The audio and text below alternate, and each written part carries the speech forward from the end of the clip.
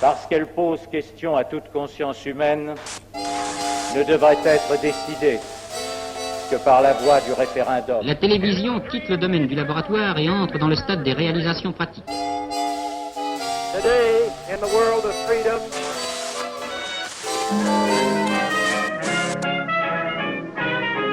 Au studio des PTT, les nouveaux appareils de transmission sont braqués sur les interprètes de cette séance de gala diffusée par la Tour Eiffel. Bonjour, c'est Avant j'aimais pas la politique et mes meilleurs voeux. Nous recevons Elisabeth Guigou. Merci d'avoir accepté notre invitation. Vous êtes députée de Seine-Saint-Denis, vous êtes la présidente à l'Assemblée nationale de la Commission des Affaires étrangères. Vous avez été plusieurs fois ministre, dont la première femme ministre d'un ministère régalien. C'était le ministère de la Justice en 1997. Non, avant j'avais été ministre des Affaires européennes. Mais le ministère régalien, c'est la justice, hein, et c'est 97. Vous êtes marocaine? Oui, jusqu'à l'âge je me sens marocaine. Vous vous sentez marocaine. Alors on va voir une petite photo parce qu'on vous voit, vous avez une quinzaine d'années, vous êtes avec votre jeune frère et donc vous êtes au Maroc. Vous nous expliquez pourquoi au Maroc, vous êtes né au Maroc? Moi je suis née au Maroc, à Marrakech. Oui. J'ai beaucoup changé. Mais de parents qui déjà eux-mêmes étaient nés en Algérie et au Maroc. Donc c'était toutes les familles, les deux familles étaient venus en Algérie ou au Maroc à la fin du 19e siècle, début du 20e siècle. C'était des origines de paysans très pauvres, vous voyez, de l'Ardèche, où mon grand-père italien était du Piémont. Donc ils avaient trouvé en Algérie du travail déjà et se sont installés là. Donc voilà, moi je suis née donc, après la Deuxième Guerre mondiale à Marrakech. Marrakech, oui. Mon père revenait de la guerre, puisqu'il est parti avec l'armée d'Afrique à 20 ans, 21 ans, 22 ans. Enfin, et il a tout fait, quoi, le Monte Cassino, l'Italie, l'Allemagne. Puis il a créé, après son père, il a créé sa propre petite entreprise. Hein. Donc je ne suis pas d'une famille de fonctionnaires du tout. Hein. Vous avez fait l'école, le collège, le lycée, tout ça au Maroc. Ça vous a structuré? J'ai fait toutes mes études primaires, secondaires à Marrakech, dans les lycées français. De cette période? Est-ce que déjà à l'époque, on voit cette photo, vous avez 15 ans, est-ce que déjà à 15 ans, vous vous dites je vais faire de la politique ou pas du tout? Non, pas du tout, mais vous voyez que dans les années 50-60, on était en guerre d'Algérie.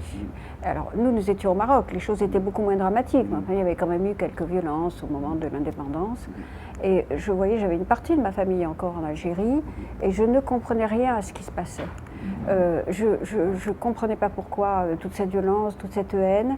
Je comprenais très très bien que les jeunes pays va y avoir leur indépendance. Pour moi, je faisais Déjà, vous comprenez ça? Vous êtes adolescente et vous êtes déjà, évidemment pas militante, mais dans votre tête, vous vous dites... Dans ma tête, je me dis, moi, adolescente, j'ai envie d'être autonome et indépendante. Je ne vois pas pourquoi ces peuples-là... Un pays doit être indépendant et autonome. Mais en même temps, je ne comprenais pas pourquoi il y avait toute cette violence, comment on en était arrivé là.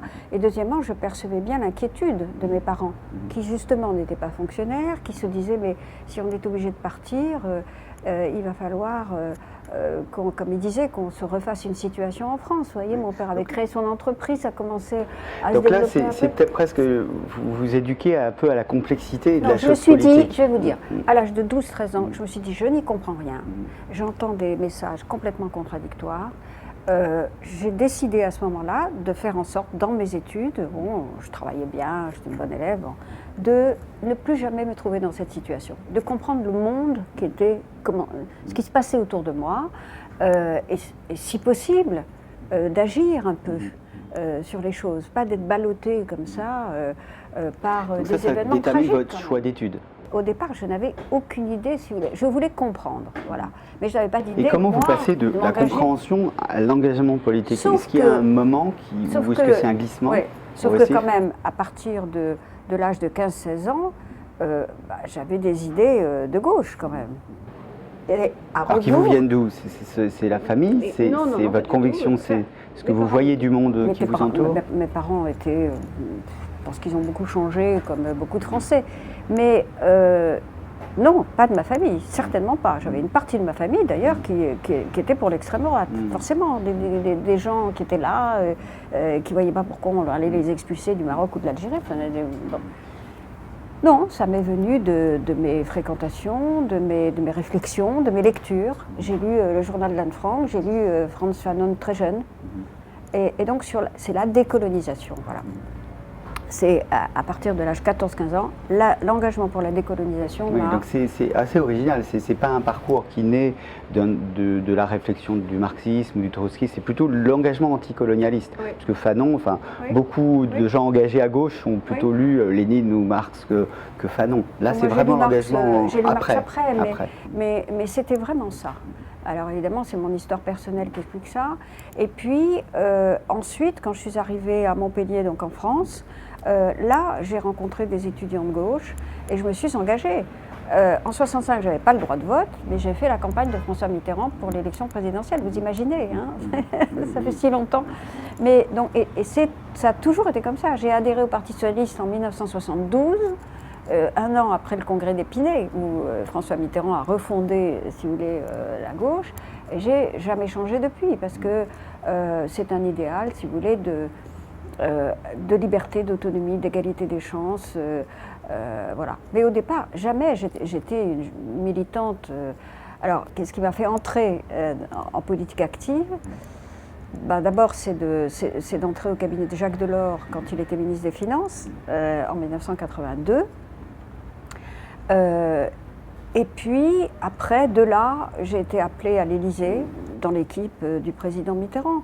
Et à partir de ce moment-là, mais j'étais toujours dans l'idée que je resterais dans une fonction, si vous voulez, de conseiller, je résistais d'ailleurs. Le président me disait, au bout de quelques temps, parce que je travaillais sur les questions européennes avec lui, et ça, c'était un grand privilège, parce que c'était vraiment un engagement très, très fort. Et il n'y avait pas beaucoup de conseillers qui avaient un fil direct avec le président. Et là, un jour, il m'a dit, mais pourquoi vous vous engagez pas en politique? Pourquoi ça ne vous traverse pas l'esprit de vous présenter un jour aux élections? J'avais dit non, pas du tout, je ne me sens pas programmée pour ça. Bon. Et puis, il m'a nommé ministre. Je lui ai demandé, c'était en 90, Édith Cresson venait de démissionner. Et je lui ai dit, Monsieur le Président, est-ce que vous m'accordez 24 heures de réflexion? Parce que vous m'avez tellement dit qu'il fallait tenir sa légitimité du peuple. Je vous remercie, c'est un honneur considérable que vous n'étiez faites. Pas élu à l'époque, oui. Donc, si j'accepte d'être ministre, je me présenterai à la prochaine élection. Donc c'est comme ça, c'est un concours de circonstances. Vous avez parlé de votre engagement qui est très fort pour l'Europe. Votre dernier ouvrage, Cherche Midi 2014, c'est l'Europe. Première puissance économique. Alors c'est un peu provocateur. L'idée, c'est est-ce que vous êtes toujours aussi optimiste sur l'Europe?